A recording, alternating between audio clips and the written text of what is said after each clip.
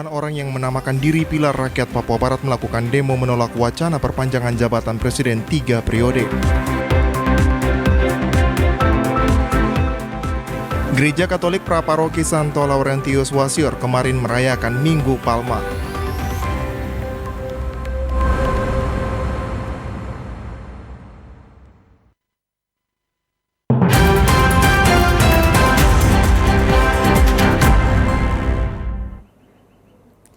Salam jumpa pemirsa, senang sekali saya Maria Talim Bekas dapat kembali menjumpai Anda dalam program Berita Papua Barat hari ini. Sejumlah informasi di Papua Barat akan kami hadirkan untuk Anda. Inilah berita selengkapnya. Pemirsa, puluhan orang yang menamakan diri Pilar Papua Barat, Senin pagi 11 April melakukan demo menolak wacana perpanjangan jabatan Presiden 3 periode dan kenaikan harga BBM. Rakyat Papua Barat, hari ini dengan membawa spanduk berisikan 6 poin penolakan, puluhan orang dari Pilar Pemuda Rakyat Papua Barat meminta kepada pemerintah untuk tidak melakukan perpanjangan Presiden Joko Widodo menjadi 3 periode, serta menolak penundaan pemilu presiden tahun 2024, penolakan daerah otonomi baru, kenaikan harga BBM, kenaikan harga bahan pokok, dan menolak dengan tegas kenaikan pajak PPN. Galang, salah satu simpatisan aksi, dalam orasinya menyebutkan perpanjangan 3 periode presiden adalah inskonstitusional di luar daripada konstitusi, sehingga mereka melakukan aksi penolakan pada hari ini. Karena sesuai dengan Undang-Undang Republik Indonesia bahwa pemilu dilakukan 5 tahun sekali dan periode kepemimpinan presiden hanya 2 periode. bahwa perpanjangan 3 periode adalah inkonstitusional, kawan-kawan, di luar daripada konstitusi, sehingga kita menolak pada hari ini. Undang-Undang Dasar Negara Republik Indonesia tahun 1945 pada pasal ke-7 dan juga pada pasal 22E telah jelas mengatakan bahwa pemilu dilaksanakan 5 tahun satu kali. Dan yang kedua, pada pasal yang ke-7 disampaikan jelas bahwa presiden dan wakil presiden hanya 2 periode. Tidak ada 3 periode. Itu konstitusi yang bicara, bukan saya yang bicara, kawan-kawan. Kita turun hari ini bukan 3 dasar. Kami memiliki dasar yang jelas bahwa hari ini kami turun berdasarkan konstitusi negara ini. Dalam aksi siang itu, mereka juga menilai bahwa kenaikan harga minyak goreng bukan momentum yang tepat saat negara ini masih dilanda pandemi COVID-19. Selain itu, mereka juga membawa isu menarik yang dibawa pada aksi hari ini, yaitu penolakan daerah otonomi baru atau DOB yang ada di wilayah Papua Barat. Pada saat minyak goreng, apakah ibu-ibu yang di dapur sana terima? Kami tidak persoalkan ketika negara menaikkan harga bahan pokok, saudara-saudara. Tapi apakah momentum itu tepat ketika dinaikkan pada saat masa pandemi seperti ini? Inilah yang menjadi tuntutan kita. Seluruh masyarakat hari ini turun ke jalan, khususnya mulai dari Jabodetabek hingga saat ini di beberapa tempat Sulawesi, semua turun ke jalan untuk mengatakan sikap kita bahwa kita menolak setiap kebijakan-kebijakan pemerintah yang tidak pro terhadap rakyat. Kawan-kawan sekalian, ada satu isu menarik yang hari ini kami bawa sebagai isu lokal, yaitu penolakan DOB, daerah otonomi baru, yang diatur dalam Undang-Undang 22 tahun 1999 dan juga Undang-Undang nomor 23 tahun 2014 tentang pemerintahan daerah. Saya ingin jabarkan sedikit di bagian ini, kawan-kawan. Kami mengerti bahwa lahirnya DOB tidak semata-mata karena kepentingan elit. Dari pantauan TVRI Papua Barat di lokasi, aksi penolakan oleh Pilar Pemuda Rakyat Papua Barat mendapat pengawalan langsung oleh ratusan personil dari Polres Manokwari di sekitar lampu merah Makalo. Tim Liputan TVRI Papua Barat melaporkan. Pemirsa, pemerintah belum lama ini menaikkan harga bahan bakar minyak BBM jenis Pertamax pertanggal 1 April 2022 kemarin. Meski begitu, harga Pertalite di Papua Barat mengalami penurunan Rp200. Pemerintah resmi menaikkan harga bahan bakar minyak BBM jenis Pertamax pada 1 April 2022. Harga BBM dengan RON 92 itu naik dari harga sebelumnya Rp9.400 per liter menjadi Rp12.500 hingga Rp13.000 per liternya di 34 provinsi di Indonesia. Kenaikan harga ini pun juga terasa hingga ke wilayah Papua Barat, khususnya di Kabupaten Manokwari. Manajer pom bensin Jalan Baru Iksan kepada TVRI Papua Barat pagi tadi mengatakan, harga minyak jenis Pertamax khususnya di SPBU Jalan Baru yang sebelumnya dijual dengan harga Rp9.200, kini naik menjadi Rp12.750. Berbeda dengan Pertamax, jenis Pertalite mengalami penurunan dari harga Rp7.850 menjadi Rp7.650. Meski begitu, Iksan menyebutkan kenaikan harga BBM jenis Pertamax membuat antrian kendaraan untuk jenis Pertalite semakin panjang di SPBU Jalan Baru akibat penurunan harga Pertalite.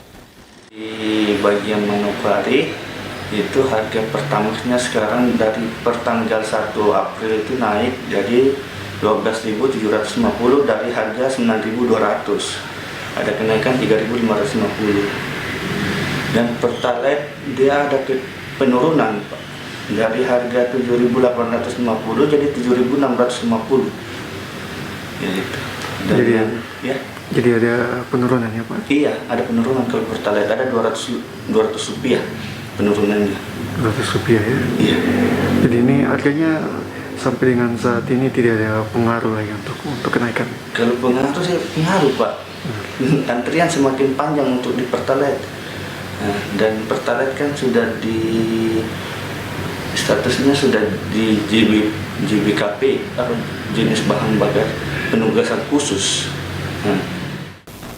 Lebih lanjut, Iksan menyebutkan perharinya BBM yang didatangkan dari depot Pertamina Manokwari untuk stok SPBU Jalan Baru sebanyak 10.000 liter. Sedangkan untuk jenis Pertamax yang diminta setiap hari ke SPBU tidak ada kuota dan diisi bebas oleh depot Pertamina. Itu kita kan hanya dikasih dari depot, yang kita dikasih ya kita salurkan. Itu kalau soal stok untuk kedepannya itu dari depot sih, Pak. Dari depot. Pak tanya di orang Pertamina apakah itu stok bisa sampai ke kita. Tapi pasti kita sudah setiap bulan kita sudah dialokasikan, setiap SPBU sudah dialokasikan. Misalkan Pertalite berapa, solar berapa. Kalau untuk Jalan Baru sendiri, Pertalite yang dialokasikan berapa? Dialokasikan 10.000 per hari. 10.000 per hari? 10.000 liter per hari. Per hari? Itu sama dengan Pertamax ya? Pertamax bebas. Bebas ya? Iya. Seperti diketahui, Pertalite saat ini merupakan termasuk dalam jenis bahan bakar minyak khusus penugasan atau JPKP. Sehingga pemerintah memberikan kompensasi kepada PT Pertamina Persero atas selisih antara harga jual dan harga keekonomiannya. Natalindo Kerewai, TVRI Papua Barat melaporkan. Kita beralih ke informasi lain, pemirsa Gubernur Papua Barat menyampaikan laporan keterangan pertanggungjawaban atau LKPJ tahun anggaran 2021 di hadapan Ketua dan anggota DPR Papua Barat. Gubernur berharap dapat dibahas oleh internal DPR Papua Barat untuk direkomendasikan terhadap penyelenggaraan pemerintahan di Papua Barat. Dewan Perwakilan Rakyat Papua Barat DPRPB menggelar rapat paripurna dengan agenda penyampaian laporan keterangan pertanggungjawaban atau LKPJ tahun anggaran 2021 oleh Gubernur dan Wakil Gubernur Papua Barat Domingus Mandacan dan Muhammad Lakotani. Agenda pertanggungjawaban keuangan dan program selama tahun 2021 ini berlangsung dalam masa sidang 1 tahun 2022 yang berlangsung di Ballroom Aston New Manokwari. Rapat paripurna penyampaian LKPJ Gubernur Papua Barat tahun terakhir periode 2017-2022 dipimpin Wakil Ketua 1 Renli H.L. Mansawan. Didampingi Ketua Dewan Provinsi Papua Barat Origines Wonggor, Wakil Ketua 2 Saleh Siknun, dan Wakil Ketua 3 Jongki Fonotaba. Pimpinan rapat paripurna LKPJ Gubernur Papua Barat Renli H.L. Mansawan mengatakan rapat paripurna LKPJ tahun 2021 ini sebagai dokumen evaluasi kerja Gubernur Papua Barat tahun anggaran 2021. Rapat paripurna pada hari ini merupakan penyampaian laporan keterangan pertanggungjawaban LKPJ Gubernur Papua Barat tahun anggaran 2021. Sebagai dokumen evaluasi kerja Gubernur tahun anggaran 2021 tentunya akan memuat semua arah kebijakan pembangunan daerah beserta realisasi target dan sasaran pembangunan, di mana laporan kinerja pembangunan untuk tahun anggaran 2021 merupakan laporan tahunan yang terakhir oleh Gubernur Papua Barat masa jabatan 2017-2022. Gubernur Papua Barat dalam laporannya mengatakan laporan keterangan pertanggungjawaban atau LKPJ tahun anggaran 2021 yang disampaikan selanjutnya dapat dibahas dalam internal DPR Papua Barat sehingga menghasilkan rekomendasi DPR Papua Barat untuk pembangunan ke depan. Perkenankan saya bersama Saudara Wakil Gubernur Papua Barat menyampaikan laporan keterangan pertanggungjawaban atau LKPJ tahun 2021 dalam sidang paripurna istimewa DPRD Papua Barat untuk selanjutnya dibahas dan dalam internal DPR Papua Barat, di mana hasil pembahasan tersebut akan menghasilkan rekomendasi DPR Papua Barat terhadap penyelenggaraan pemerintahan di Provinsi Papua Barat pada masa mendatang. Usai menyampaikan laporan keterangan pertanggungjawaban atau LKPJ tahun anggaran 2021, Gubernur Papua Barat Domingus Mandacan menyerahkan dokumen kepada Ketua DPR Papua Barat Orgenes Wonggor untuk selanjutnya akan dibahas oleh DPR Papua Barat. Jimmy Tabisu, TVRI Papua Barat melaporkan. Pemirsa, hasil audit sementara di OPD harus segera ditindaklanjuti, mengingat waktu yang diberikan oleh BPK hanya sampai tanggal 14 April 2022. Hal tersebut diingatkan oleh Asisten 2 Setda Papua Barat Melkias Werinusa saat memimpin apel gabungan di lingkup pemerintah Provinsi Papua Barat, Senin 11 April 2022. Werinusa mengingatkan agar hasil audit sementara yang diberikan BPK agar segera ditindaklanjuti. Melkias Werinusa dalam arahannya mengingatkan hasil temuan BPK khusus kepada pimpinan OPD yang akan diberikan hasil pemeriksaan sementara oleh BPK RI Perwakilan Papua Barat agar temuan tersebut dapat segera ditindaklanjuti oleh OPD terkait karena waktunya hanya sampai 14 April 2022. Hal tersebut diharapkan dapat segera dilakukan agar masa akhir jabatan Gubernur dan Wakil Gubernur Papua Barat tahun 2022, Provinsi Papua Barat tetap mendapatkan penilaian WTP. Kepada seluruh pimpinan OPD, saya ulangi, kepada seluruh pimpinan OPD, baik yang hadir maupun yang belum hadir, disampaikan bahwa sebentar jam 10, semua wajib hadir dalam rapat paripurna LKPJ Gubernur Papua Barat.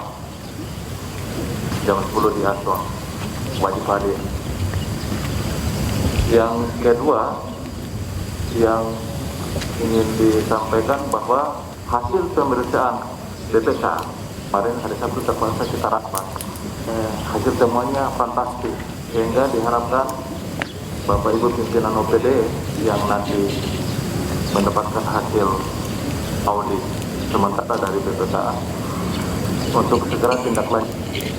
Waktunya hanya sampai dengan hari Kamis 4 hari. Saya ulangi, tanggapan terhadap audit sementara BPK itu dilakukan oleh masing-masing pimpinan OPD itu sampai dengan hari Kamis. Nanti disampaikan atau dikoordinasikan dengan pihak inspektorat. Lebih lanjut disampaikan, hal tersebut merupakan evaluasi yang dilakukan kepada setiap OPD.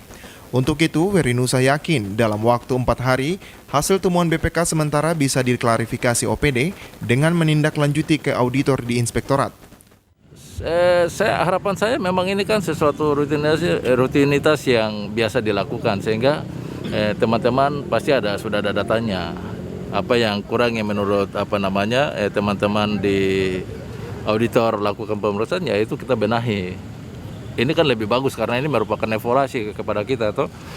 Kita merasa sudah kerja betul, tetapi kemudian dari auditor, oh ini masih kurang ini, masih kurang ini. Nah ini yang kita penuhi, sehingga nanti temuan tahun lalu, tahun ini, itu kita tidak mengulangi lagi. Karena ini kan sudah ada audit toh.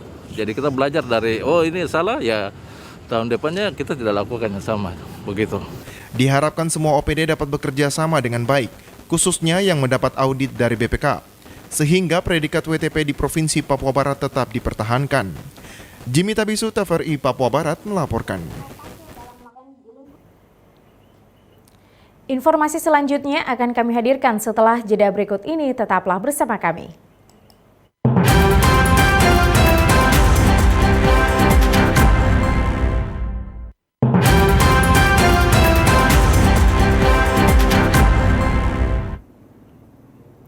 Terima kasih Anda masih bersama kami. Pemirsa, Musyawarah Rencana Pembangunan RKPD tahun anggaran 2022 resmi dibuka oleh Bupati Manokwari Hermus Indo. dan anggota DPRD Kabupaten. Program pembangunan yang akan dilakukan oleh pemerintah Kabupaten Manokwari pada tahun 2023 mendatang direncanakan secara bersama akan dilakukan dalam musyawarah rencana pembangunan RKPD pemerintah Kabupaten Manokwari yang berlangsung pagi tadi dan dibuka oleh Bupati Manokwari Hermus Indo.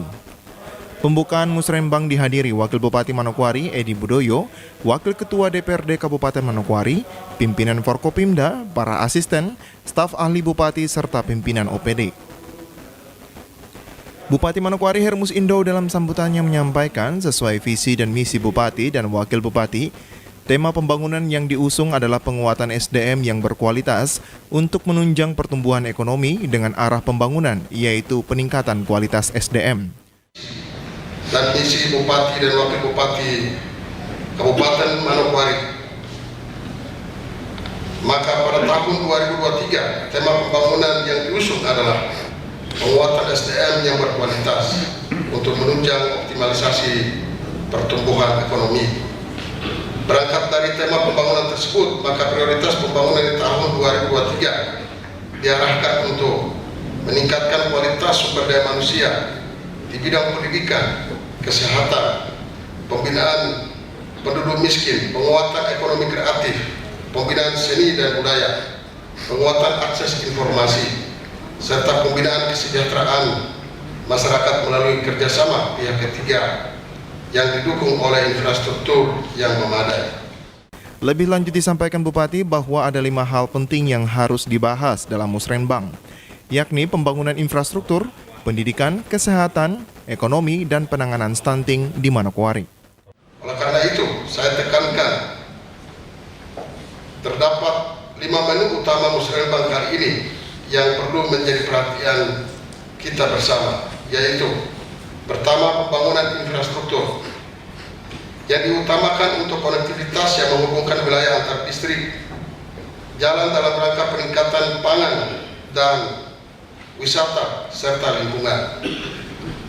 2. Pendidikan yang diutamakan rehabilitasi ruang kelas, pengadaan mebler, bantuan seragam SD SMP serta kartu pintar. 3. Kesehatan yang mengutamakan peningkatan sarana prasarana kesehatan dan BPJS kesehatan. 4. Ekonomi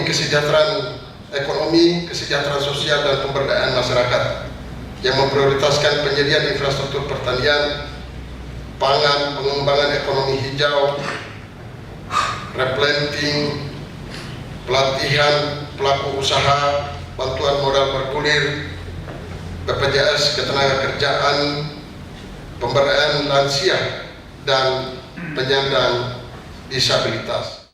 Bupati Hermus juga menyampaikan agar tema pembangunan pemerintah Kabupaten Manokwari dapat terwujud, maka dibutuhkan keterlibatan masyarakat maupun stakeholder terkait yang akan disinergikan dengan prioritas pembangunan daerah tahun 2023.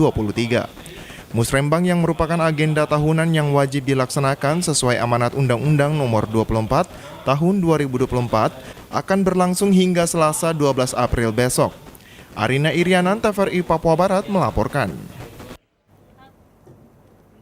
Informasi lain, pemirsa komunitas Sahabat Domingus Mendacan atau SDM kembali mendeklarasikan dukungan kepada Domingus Mendacan untuk maju 2 periode pada Pilkada tahun 2024 sebagai Gubernur Papua Barat. Untuk Bapak Pendeta Daniel. Deklarasi yang berlangsung Minggu 10 April 2022 kemarin di Mandopi, Distrik Manokwari Utara dihadiri oleh puluhan perwakilan dari 12 kabupaten dan 1 kota di Papua Barat dengan menyatakan komitmen mereka yang berisikan 9 poin mendukung Gubernur Papua Barat maju 2 periode. Gubernur Papua Barat Domingus Mendacan dalam sambutannya berharap kepada komunitas Sahabat Domingus Mendacan segera membangun komunikasi dengan berbagai pihak dan komponen yang ada di wilayah Papua Barat untuk meminta dukungan masyarakat supaya pasangan Doamu Jilid 2 bisa kembali sukses pada pemilihan gubernur periode 2024-2029. Domingus juga menyampaikan terima kasih kepada semua pihak yang telah kembali mempercayakan dirinya untuk maju sebagai Gubernur Papua Barat pada pemilihan berikutnya.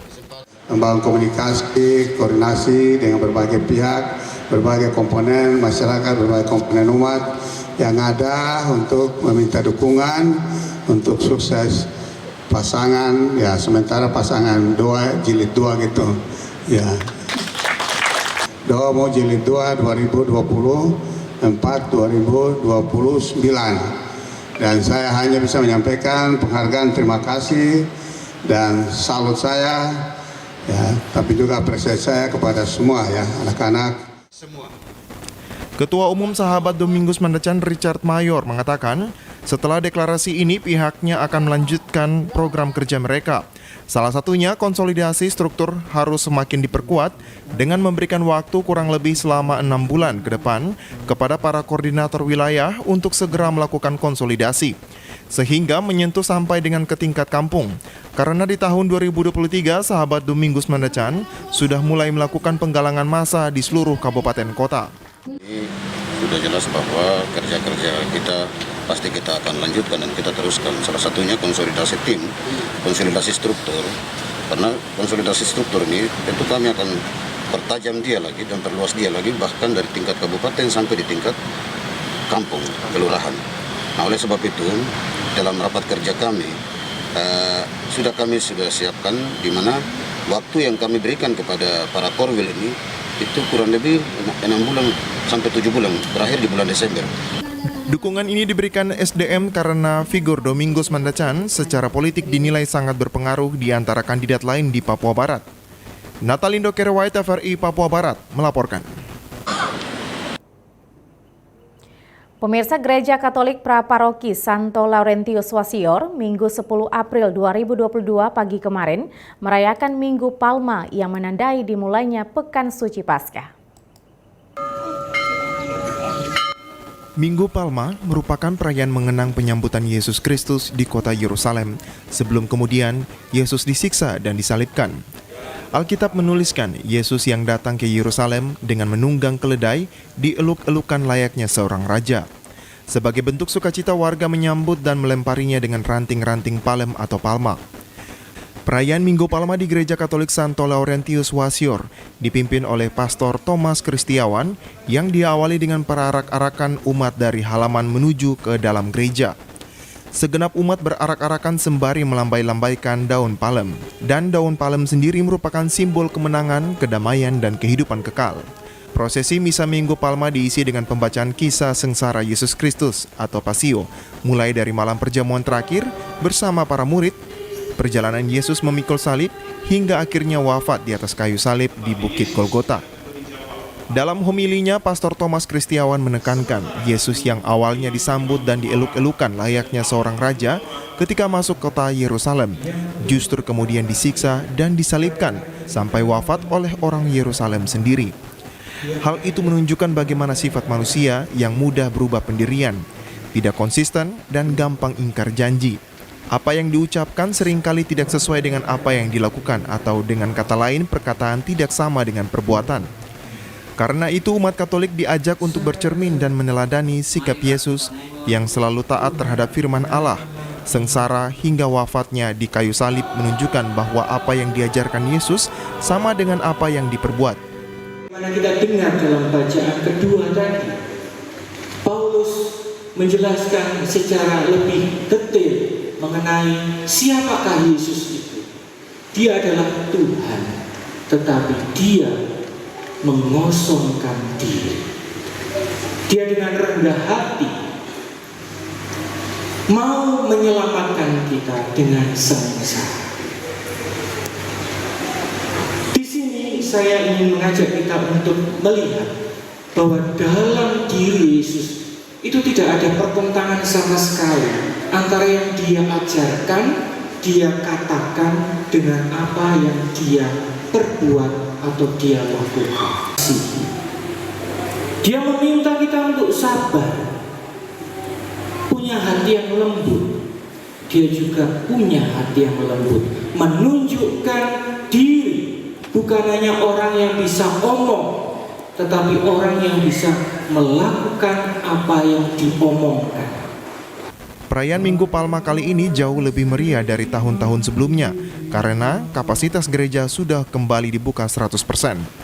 Meski demikian, umat tetap diminta menjalankan protokol kesehatan dengan memakai masker dan mencuci tangan sebelum masuk ke dalam gereja. Setelah Minggu Palma, umat Katolik akan memasuki hari suci Paskah, yaitu Kamis Putih, Jumat Agung, dan Sabtu Suci atau Malam Paskah. Dari Wasior Teluk Wondama, Zek Adonara, TVRI Papua Barat melaporkan. Pemirsa, minyak kelapa merupakan salah satu kebutuhan pokok, terutama untuk masak-memasak dan juga bermanfaat di dunia medis. Namun tahukah Anda cara membuat minyak kelapa? Berikut informasinya kami hadirkan untuk Anda.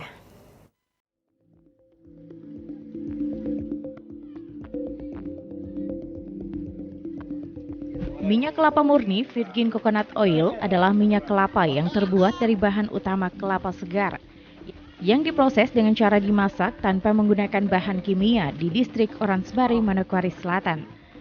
Kami berkesempatan meliput bagaimana proses pembuatan minyak kelapa yang diolah oleh Ibu Margareta Sayori, masyarakat asli Papua yang tinggal di Kampung Oransbari, distrik Oransbari, Kabupaten Manokwari Selatan, yang sudah lama menekuni pekerjaan selama 26 tahun.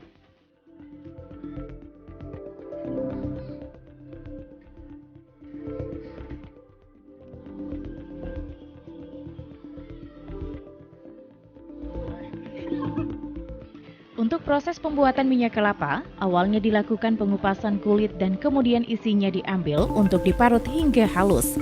Setelah diparut, dilanjutkan dengan proses pemerasan hingga mengeluarkan santan.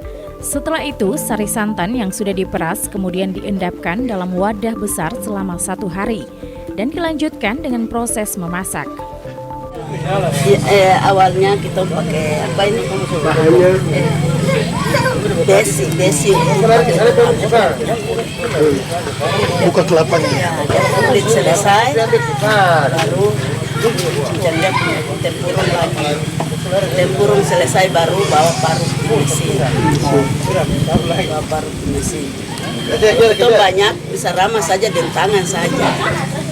Tapi kalau mamanya sendiri jadi pakai alat itu. Iya, alat itu untuk pakai injak. Rem pakai injak dulu baru ada di. Kalau kelapa banyak bisa pakai tong itu bisa 4, 5. Tapi karena tidak ada tong makanya mamanya 200. Untuk minyak kelapa per botol dengan ukuran 600 ml dijual dengan harga Rp20.000. Sedangkan untuk jerrycan 5 liter dijual dengan harga Rp100.000 dan harga tersebut sangat terjangkau.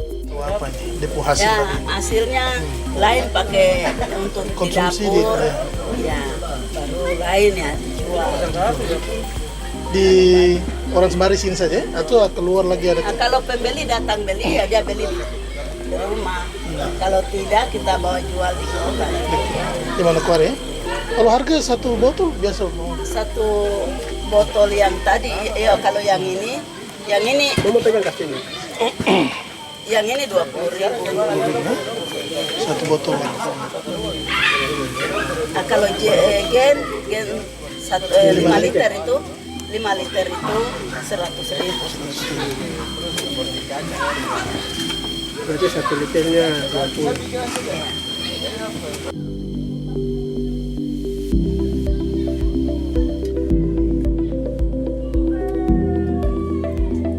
Margareta Sayori mengungkapkan, dibutuhkan 200 buah kelapa kering untuk menghasilkan 20 liter minyak kelapa. Selain dijual, juga dipakai untuk kebutuhan sehari-hari. Bahkan ada yang membeli hanya untuk dipakai pada rambut agar rambut menjadi subur dan tidak mudah rontok.